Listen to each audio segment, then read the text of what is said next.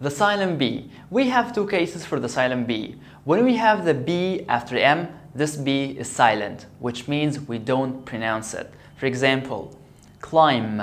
This B is after M here, so this B is silent. So the final sound is the M. So I say climb. This is bomb. Bomb. No B. This is tomb and crumb. So when the B is after M, I don't pronounce the B. The other case, or the second case, is B before T. When you have the B before the T, don't pronounce it, as in debt. Debt. So the B here is before T, so we don't pronounce it. I say debt. Debt. Not debt, no, debt. And don't confuse this word with the other one, which is debit. This one.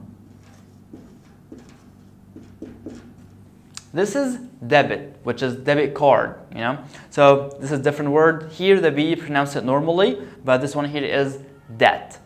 As in subtle, subtle, no B. Doubt, doubt. The B is followed by T, so don't pronounce it. Doubt or doubtful. So again, quickly, when I have the B after the M, I don't pronounce it. As in climb, bomb, tomb, and crumb. But when it's before T, as in debt, subtle, doubt, and doubtful, also you don't pronounce it. So I hope that was helpful. If you have any questions, let us know down below, and I'll see you next video.